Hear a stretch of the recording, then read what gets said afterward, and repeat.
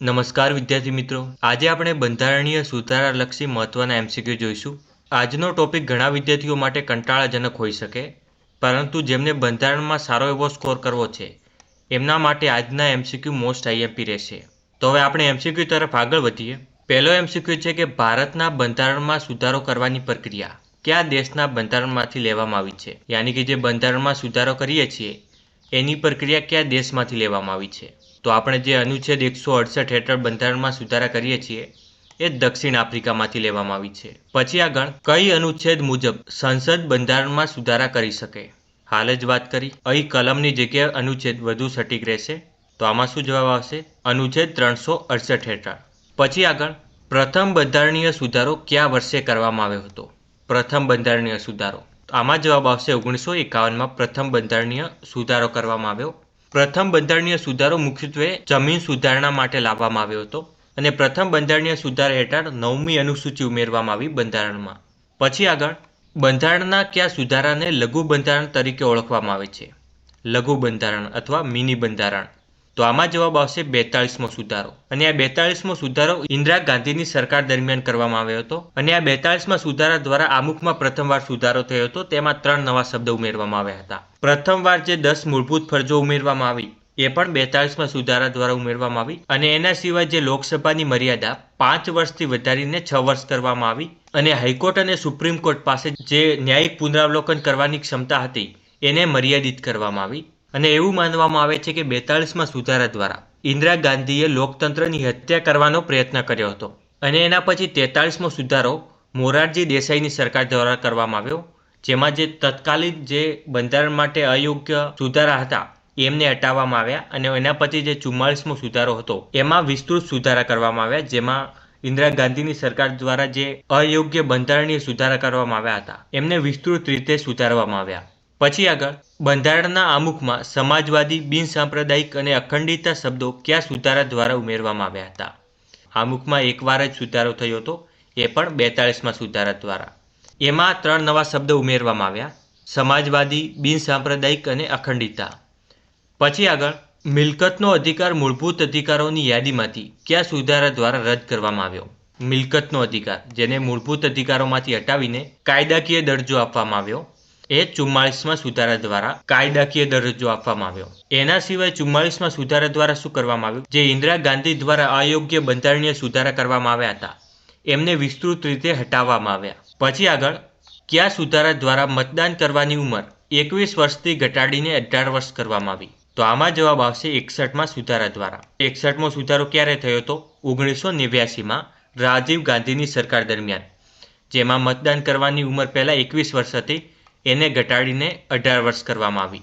પછી આગળ પંચાયતી રાજ સંસ્થાઓને બંધારણીય દરજ્જો કયા સુધારા દ્વારા આપવામાં આવ્યો? પંચાયતી રાજ માટે 73મો સુધારો આવશે અને નગરપાલિકાની વાત આવે તો 74મો સુધારો આવશે. પછી આગળ નગરપાલિકાઓને બંધારણીય દરજ્જો કયા સુધારા દ્વારા મળ્યો? તો અહીં નગરપાલિકાની વાત કરી છે તો 74મો સુધારો આવશે. પંચાયતી રાજ પૂછાય તો 73મો સુધારો અને નગરપાલિકા પૂછાય તો 74મો સુધારો આવશે. પછી આગળ કયા સુધારા દ્વારા શિક્ષણના અધિકારને મૂળભૂત અધિકાર બનાવવામાં આવ્યો? કયા સુધારા દ્વારા શિક્ષણના અધિકારને મૂળભૂત અધિકાર બનાવવામાં આવ્યો? તો આમાં જવાબ આવશે 86મા સુધારા દ્વારા, જે 2002માં કરવામાં આવ્યો હતો. આ સુધારા દ્વારા જે 6 થી 14 વર્ષના બાળકો છે એમના માટે શિક્ષણનો અધિકાર મૂળભૂત અધિકાર બનાવવામાં આવ્યો. પછી આગળ પક્ષપલટા વિરોધી કાયદો કયા બંધારણીય સુધારા સાથે જોડાયેલો છે? ઇમ્પોર્ટન્ટ થઈ જશે કારણ કે હાલ જ આ ઘટના બની છે. તો આમાં જવાબ આવશે 52મો સુધારો, જે રાજીવ ગાંધીની સરકાર દરમિયાન થયો હતો 1985માં. અને આ બંધારણીય સુધારા દ્વારા 10મી અનુસૂચિ ઉમેરવામાં આવી હતી. આ સુધારા દ્વારા શું હતું કે 1/3 સભ્યો જો એક પક્ષમાંથી બીજા પક્ષમાં જાય તો પક્ષ પલટો ના ગણાય. એના પછી આ કાયદાને વધુ મજબૂત બનાવવા માટે 91મો સુધારો લાવવામાં આવ્યો, જે 2003માં લાવવામાં આવ્યો. હવે આ સુધારા દ્વારા શું કરવામાં આવ્યું કે 2/3 સભ્યો જો અલગ થાય તો તેને પક્ષ પલટો ના ગણાય. અને 52મા સુધારા દ્વારા શું હતું કે 1/3 સભ્ય અલગ થાય તો પક્ષ પલટો ના ગણાય, પરંતુ 91મા સુધારામાં નિયમ બદલીને 2/3 કરવામાં આવ્યો. પછી આગળ કયા સુધારા દ્વારા દિલ્હીને રાષ્ટ્રીય રાજધાનીનો દરજ્જો આપવામાં આવ્યો? તો આમાં જવાબ આવશે 69મા સુધારા દ્વારા. અને આ સુધારો 1991માં કરવામાં આવ્યો હતો. આ સુધારા દ્વારા શું કરવામાં આવ્યું? દિલ્હીને રાષ્ટ્રીય રાજધાનીનો દરજ્જો આપવામાં આવ્યો, યાની કે દિલ્હીને એનસીટી જાહેર કરવામાં આવી. યાની કે નેશનલ કેપિટલ ટેરિટરી. પછી આગળ બંધારણમાં 10મી અનુસૂચિ કયા સુધારા દ્વારા ઉમેરવામાં આવી? હાલ જ આપણે વાત કરી, જેમાં પક્ષપલટા વિરોધી કાયદો લાવવામાં આવ્યો ત્યારે 10મી અનુસૂચિ ઉમેરવામાં આવી 52માં સુધારા દ્વારા. પછી આગળ જીએસટી કયા બંધારણીય સુધારા દ્વારા અમલમાં આવી? તો જીએસટી 101માં સુધારા દ્વારા અમલમાં આવી. જીએસટી માટેનો જે સુધારો હતો એ 1 જુલાઈ 2017ના રોજ અમલમાં આવ્યો. એટલા માટે આપણે 1 જુલાઈને જીએસટી ડે તરીકે ઉજવીએ છીએ. આ સુધારાનો મુખ્ય ઉદ્દેશ્ય છે કે એક દેશ એક કર, યાની કે વન નેશન વન ટેક્સ. પછી આગળ ઈડબ્લ્યુએસ માટે 10% અનામત કયા સુધારા દ્વારા આપવામાં આવી? ઈડબ્લ્યુએસ યાની કે જે જનરલ કેટેગરીના આર્થિક રીતે નબળા વ્યક્તિઓ છે એમના માટે 10%ની અનામત આપવા માટે. તો આમાં જવાબ આવશે 103માં સુધારા દ્વારા. પછી આગળ લોકસભામાં એસસી અને એસટી બેઠકોનું અનામત 2030 સુધી લંબાવવા માટે કયો સુધારો કરવામાં આવ્યો? યાની કે અનુસૂચિત જાતિ અને જનજાતિ માટે જે બેઠકોનું અનામત હતું 2030 સુધી લંબાવવામાં આવ્યું. આ કયા સુધારા દ્વારા કરવામાં આવ્યું? તો આમાં જવાબ આવશે 104માં સુધારા દ્વારા. પછી આગળ સિક્કિમને ભારતનું પૂર્ણ રાજ્ય કયા સુધારા દ્વારા બનાવવામાં આવ્યું? તો આમાં જવાબ આવશે 36માં સુધારા દ્વારા. અને 36મો સુધારો 1974માં કરવામાં આવ્યો હતો. પછી આગળ લોકસભા અને વિધાનસભાની મુદત 5 વર્ષથી વધારીને 6 વર્ષ કયા સુધારા દ્વારા કરવામાં આવી હતી? હાલ જ આપણે જોયું કે લોકસભા અને વિધાનસભાની મુદત ઇન્દિરા ગાંધીની સરકાર દ્વારા 5 વર્ષથી વધારીને 6 વર્ષ કરવામાં આવી. આમાં જવાબ આવશે 42માં સુધારા દ્વારા. અને બાદમાં શું કરવામાં આવી? મોરારજી દેસાઈની સરકાર દ્વારા એને પાછી 5 વર્ષ કરવામાં આવી. યાની કે લોકસભા અને વિધાનસભાની મુદત ફરીથી 5 વર્ષ 44માં સુધારા દ્વારા કરવામાં આવી. પછી આગળ સહકારી મંડળીઓને બંધારણીય દરજ્જો કયા સુધારા દ્વારા મળ્યો? તો આમાં જવાબ આવશે 97માં સુધારા દ્વારા. પછી આગળ કયા સુધારા દ્વારા 8મી અનુસૂચિમાં બોડો, ડોંગરી, મેથેલી અને સંથાલી ભાષા ઉમેરાઈ? તો આમાં જવાબ આવશે 92માં સુધારા દ્વારા. આ પણ ઇમ્પોર્ટન્ટ પોઈન્ટ છે, આ પણ ધ્યાનમાં લેજો. પછી આગળ કયા સુધારા હેઠળ કેબિનેટ શબ્દનો પ્રથમવાર બંધારણમાં ઉલ્લેખ થયો? 44માં સુધારા દ્વારા કેબિનેટ શબ્દનો પ્રથમવાર બંધારણમાં ઉલ્લેખ થયો. આના પાછળનું મુખ્ય કારણ શું છે કે જ્યારે 1975માં ઇન્દિરા ગાંધીએ મંત્રીમંડળની સલાહ લીધા વગર જ રાષ્ટ્રપતિ પાસે કટોકટી જાહેર કરાવી હતી.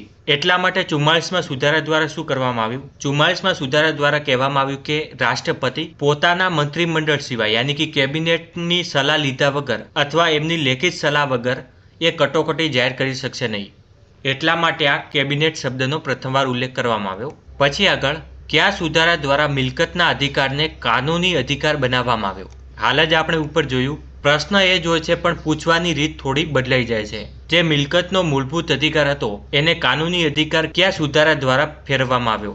આમાં પણ જવાબ આવશે 44માં સુધારા દ્વારા. પછી આગળ ગોવાને રાજ્યનો દરજ્જો કયા બંધારણીય સુધારા દ્વારા મળ્યો? કયા સુધારા દ્વારા ગોવાને કેન્દ્ર શાસિત પ્રદેશમાંથી રાજ્યમાં ફેરવવામાં આવ્યું? તો આમાં જવાબ આવશે 56માં સુધારા દ્વારા. 56માં સુધારા દ્વારા ગોવાને રાજ્યનો દરજ્જો આપવામાં આવ્યો.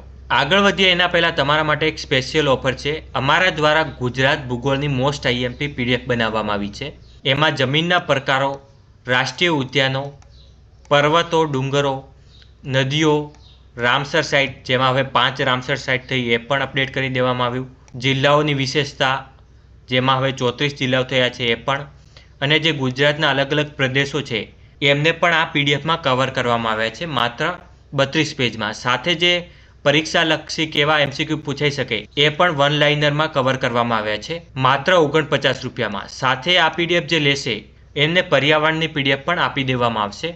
જે વિદ્યાર્થી આ પીડીએફ ખરીદવા માંગતા હોય એ આ નંબર પર હેલો સર લખીને મૂકી શકે. એમને સ્કેનર મળી જશે અને પેમેન્ટ થતાની સાથે જ આ પીડીએફ ઉપલબ્ધ કરાવી દેવામાં આવશે. હવે આપણે એમસીક્યુ તરફ આગળ વધીએ. 11મી મૂળભૂત ફરજ કયા સુધારા દ્વારા ઉમેરાઈ? 11મી મૂળભૂત ફરજ જે શિક્ષણ માટેની છે એ 86માં સુધારા દ્વારા ઉમેરવામાં આવી. પછી આગળ ભારત અને બાંગ્લાદેશ વચ્ચે જમીન સરહદ કરાર કયા સુધારા દ્વારા થયો? તો આમાં જવાબ આવશે 100માં સુધારા દ્વારા. પછી આગળ બંધારણીય સુધારાનું વિધેયક કયા ગૃહમાં રજૂ કરી શકાય? પહેલું છે લોકસભા, પછી રાજ્યસભા, કોઈપણ ગૃહમાં અથવા સંયુક્ત બેઠકમાં. તો આમાં શું જવાબ આવશે? કોઈપણ ગૃહમાં બંધારણીય સુધારા માટેનું વિધેયક રજૂ કરી શકાય. આના માટે સંયુક્ત બેઠક બોલાવવાની કોઈ પણ જરૂર નથી.